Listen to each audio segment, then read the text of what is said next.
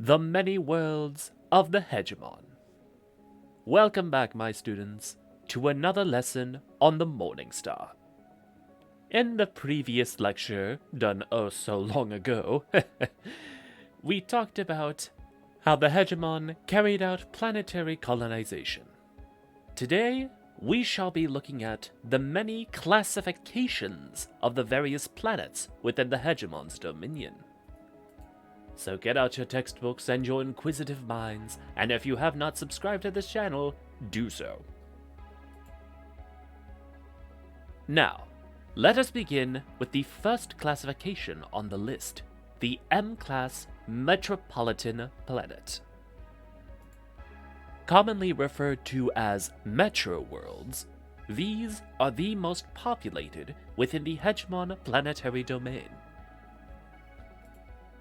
Commonly originating from industrial hubs, these population centers typically evolve from mining colonies or resource-generating settlements, transforming into vast, densely packed megacities which strip the surrounding lands of everything it carries, eventually turning the resulting barren wasteland into hab blocks, slurbs, and commercial zoning. Enclosed by towering walls of new steel and formicrete, these bastions of residence house vast populations ranging from hundreds of millions to billions of potential inhabitants. Though the megacities are often used as bureaucratic and administrative centers, they can also host a diverse array of functions, including but not limited to local heavy industry, military depots, shippings, and cargo operations. It is not an uncommon occurrence that metros will have the only means of proper manufacturing for higher-end resources and/or technologies of Grade 3 and above. Now, what these megacities can represent tends to vary from person to person, for the experience can be quite different depending on your background. For the affluent individuals, such as magnates, barons, and their associates, metros are hubs of political and social activity, where they often gather in contests of boasting via conferences, balls, and parties held in gleaming towers. To the average laborer, it is a smog-choked dystopia, where oppressive architecture stretches as far as the eye can see. Here, individuals strive to keep pace with their duties, doing their best in the hyper-competitive environment driven by overpopulation. And for those who descend into unemployment or alternates, a metro represents a walking hell, the worst impossible existence in the universe. One final thing of note regarding metro worlds is that they are rarely fully developed, with natural reserves and conservation regions relatively untouched by the toxic and polluted influence of the megacities.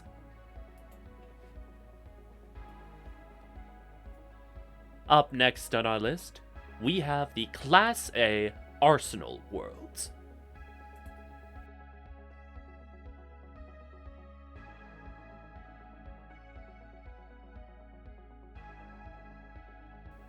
With resources ideal for weapons manufacturing, or they have a high number of vehicle manufactories connected to macros. These are worlds which have been given a high profitability rating for military applications, such as testing grounds, weapons manufacturing, or vehicle manufacturing. These are the domain of private armies, directorate fleets, and some of the larger mercenary corpos. Many things can differ between each individual A-class world, such as who has control over it, or the scale of said A-class region, which can range from a globe-spanning naval base to a barren wasteland with a single installation on it. But there is one thing that remains consistent throughout each single Arsenal world.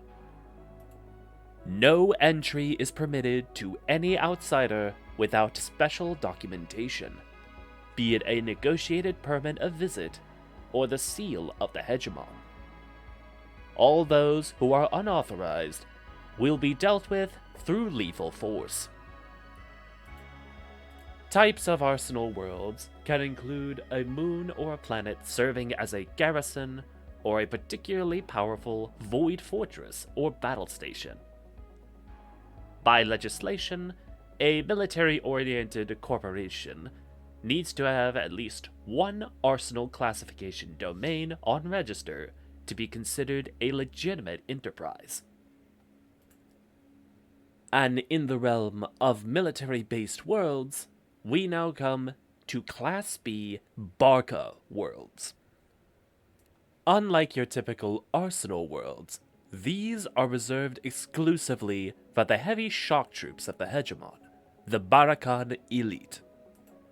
They contain the facilities responsible for the creation and upkeep of Barakan forces, including biochem conditioning, armament, as well as special training areas designed to indoctrinate them in the ways of war. No matter what environmental conditions they might encounter. And for that reason, Barakan zones often contain natural phenomena such as toxic atmospheres, hyper-violent exogen instances, methane seas, and other features that would make the regions otherwise inhospitable to habitation.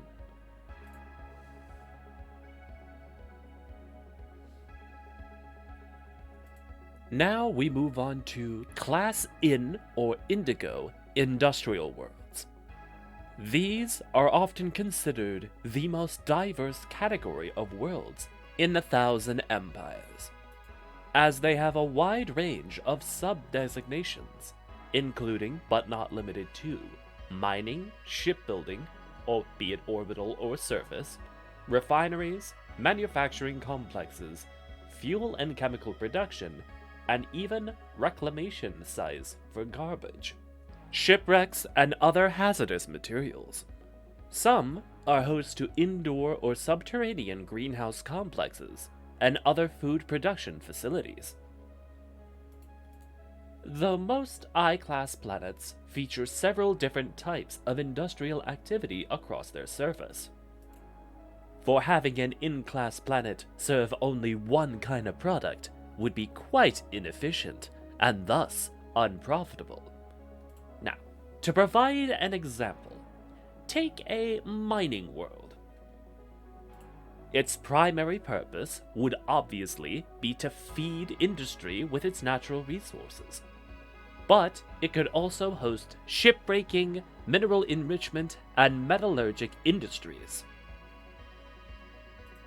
But each class in world shares the universal constant of pollution and throwing the concept of workplace safety in the back burner, all in the name of bigger quotas.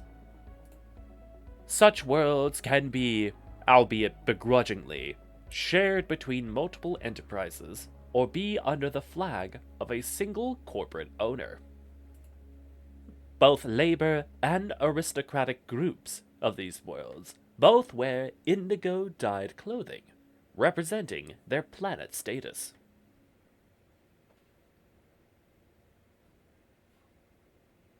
Now we move on to nodal or N-class worlds. To the short of it, these are worlds that possess a surprisingly high number of ley line nodes used for gate sphere interstellar travel. Though this classification is typically an addition to other considerations, as these planets are almost always centers of trade, commerce, and entry points to the nations and corpos that have benefited by their location. Often, additional orbiting constructs will match a node, serving as a repair and refueling outpost. Special or S-class worlds are the most vague classification within the Hegemon.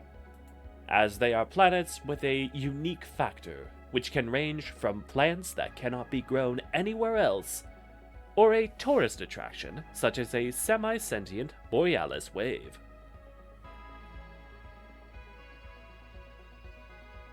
X-class exogenic worlds contain the existence of exogenic life forms that are either dominant to the planet or a resource to be used.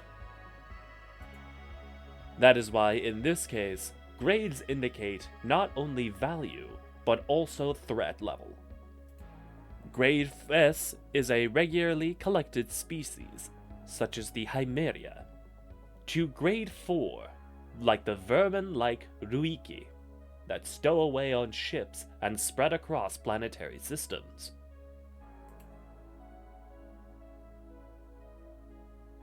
AH-class, or artificial habitat worlds, are pretty self-explanatory.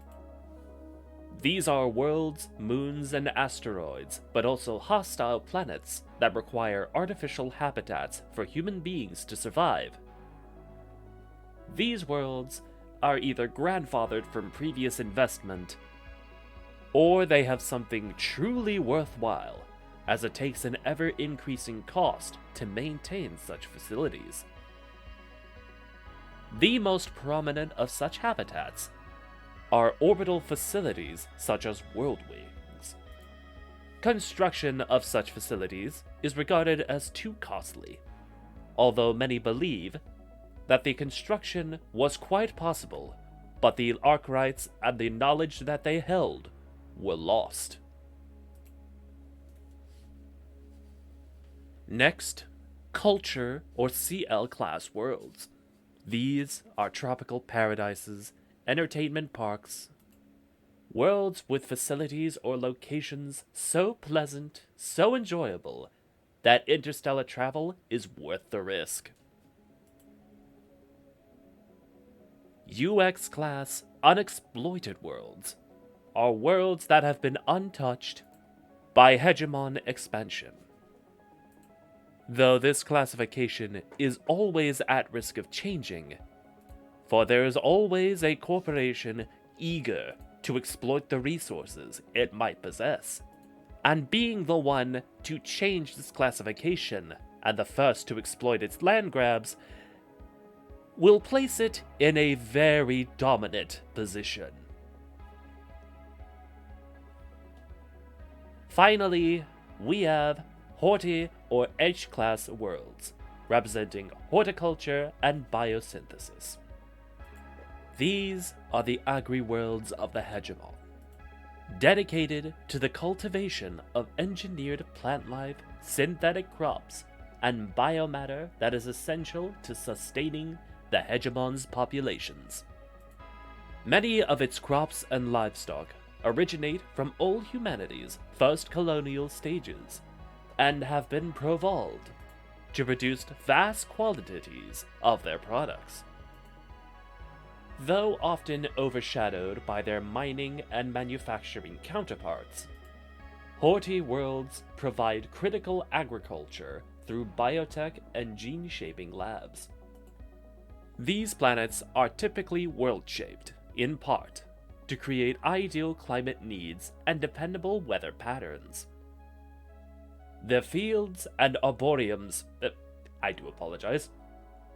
these may be also protected by domes of Palistoi with industrial, mountain-sized atmospheric scrubbers.